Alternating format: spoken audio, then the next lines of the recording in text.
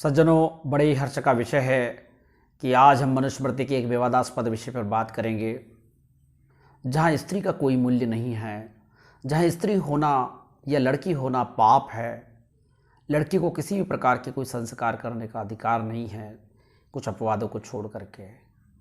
सज्जनों, मनुस्मृति की द्वितीय अध्याय में 16 संस्कारों की बात आती है। उसमें जब लड़के लड़की का जन्म होता है तो लड़के के लिए संस्कारों की बात है, लेकिन लड़कियों के लिए कोई संस्कारों की बात नहीं है। मैं आपको बताना चाहता हूँ कि हमारे यहाँ पे चौथा संस्कार जो होता है ब्राह्मण क्षत्रिय वैश्य के परिवारों में, वो होता है जात कर्म संस्कार। तो इसमें लिखा है, महर्षि दयानंद सरस्वती के जो अनन्य चेले हैं डॉक्टर सुरेंद्र कुमार झज्जर वाले गुरुकुल कांगड़ी के कुलपति, जो मनुस्मृति के भाष्यकार है, वो अपने भाष्यकार 1981 के संस्करण में कहते हैं कि शिशु जन्म के समय किया जाने वाला संस्कार, जिसमें सोने की शलाका से बालक को असमान मात्रा में थोड़ा सा मधु और घृत चटाया जाता है। यानी बालक को चटाना चाहिए, बालिका को नहीं चटाना है।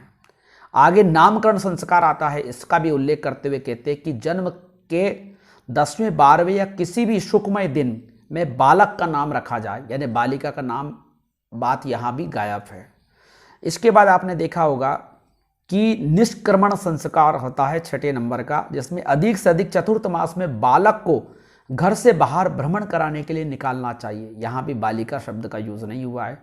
अन्नप्राशन, यानी जब पहली बार भोजन करवाया जाता है या कुछ खाने को दिया जाता है, तो लगभग 6ठे मास में बालक को अन्न आदि सुपाच्य पौष्टिक भोजन का प्रारंभ कराना, इसमें भी बालिका शब्द गायब है। मुंडन संस्कार यानी चूड़ा कर्म संस्कार, इसमें प्रथम व तृतीय वर्ष में बालक का मुंडन कराना चाहिए, अर्थात प्रथम बार बाल केश उतारना चाहिए। यहाँ भी बालिका का नाम गायब है, यानी बालिका के बाल नहीं उतार रहा है, बालिका का निष्क्रमण संस्कार नहीं करना है, अन्नप्राशन संस्कार नहीं करना है। अब आगे देखिए, मुंडन संस्कार में भी यहाँ पर वही कहा है जो मैंने आपको बताया। इसके बाद उपनयन संस्कार आता है, जिसमें वेदों को पढ़ने के लिए गुरुकुल में या गुरु दीक्षा के लिए जाते हैं, गुरुकुल आश्रम में पढ़ने के लिए जाते हैं। तो यहाँ पर हमारे जो आर्य समाजी भाई वो कहते हैं कि नहीं, गुरुकुल होते थे प्राचीन काल में, लड़कियाँ भी पढ़ती थी, लेकिन मनु ने तो लड़कियों का कहीं उल्लेख ही नहीं किया है। तो आप देखिए, उपनयन संस्कार में लिखा है कि बालक को शिक्षा के लिए गुरु के समीप गुरुकुल में ले जाकर छोड़ना और गुरु द्वारा उसे यज्ञोपवीत की दीक्षा देना। तो सज्जनों, मैंने ये जो आपको बताया है, ये करीब 9 संस्कारों की बात हो रही है। अब वेदारंभ होगा तो उसमें भी लड़का ही होगा। जब उपनयन का संस्कार का अधिकार लड़की को नहीं है तो वेदारंभ का सवाल ही नहीं उठता है। फिर केशांत का भी कोई सवाल ही नहीं उठता। समावर्तन जो होगा, जहाँ वेदों का अध्ययन समाप्त हो जाता है, समावर्तन संस्कार होता था, तो उसमें भी लड़की का उद्देश्य उल्लेख नहीं है। सज्जनों, हमारे धर्म में, हमारी संस्कृति में या मनुस्मृति में कहीं ना कहीं स्त्री को 2म दर्जे का नागरिक माना गया है और उसको किसी भी प्रकार का संस्कार का अधिकार नहीं है।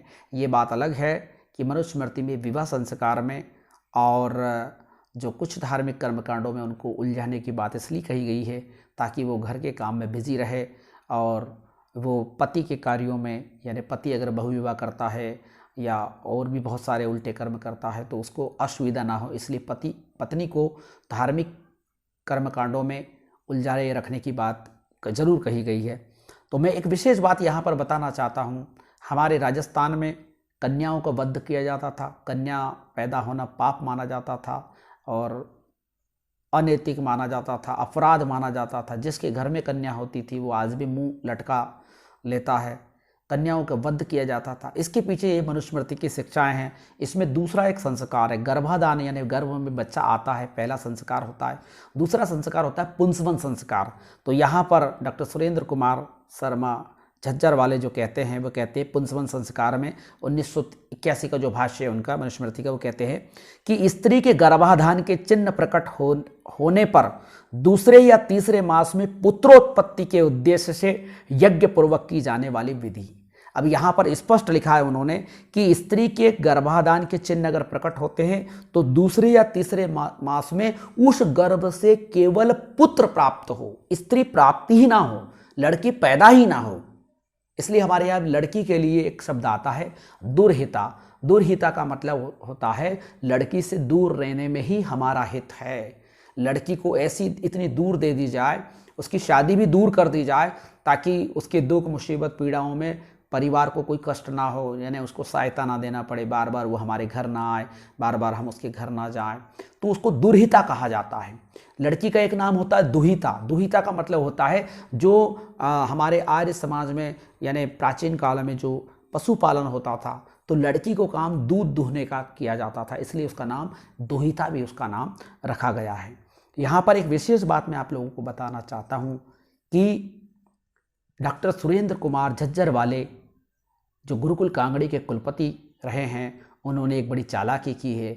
जब विशुद्ध मनुस्मृति लिखा तो उनको अपनी ये भूल स्वीकार करना पड़ी कि वास्तव में इसमें तो कहीं भी जो 1981 का संस्करण में इसमें मैंने बालक बालक शब्द दिए हैं।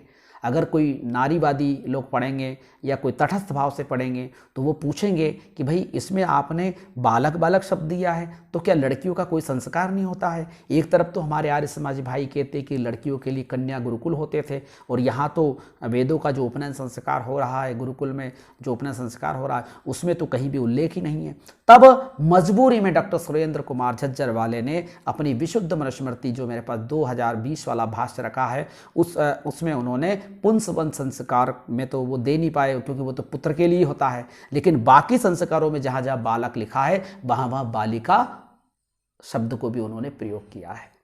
तो सज्जनों, आपको समझ में आ गया होगा कि स्त्री को या पुत्री को पैदा होना हमारे यहाँ पे पाप क्यों माना जाता है या उसे अशुभ क्यों माना जाता है, और लड़की के प्रति कितना गलत नज़रिया था हजारों साल पहले, और उसका शास्त्रों में आज भी उल्लेख है। और अब हमारी पोल खुल रही है तो हम शास्त्रों के नए नए अर्थ कर रहे हैं कि ऐसा नहीं ऐसा, ऐसा नहीं ऐसा है। जैसे मनुस्मृति में एक जगह लिखा है कि यत्र नार्यस्तु पूज्यन्ते रमन्ते तत्र देवता, तो जहाँ पर स्त्री की पूजा होती है वहाँ पर मतलब देवता निवास करते हैं, जबकि ऐसा कहीं नहीं है। वहाँ पूजा का अर्थ सिर्फ ये है कि शादी विवाह के संबंध में मतलब स्त्री को कुछ ना कुछ सत्कार करते रहना चाहिए, उसको कुछ ना कुछ खाना आभूषण देना चाहिए, और उसके वास्तविक संदर्भ प्रसंग क्या है कि मैं अगले वीडियो में आपको बताऊंगा।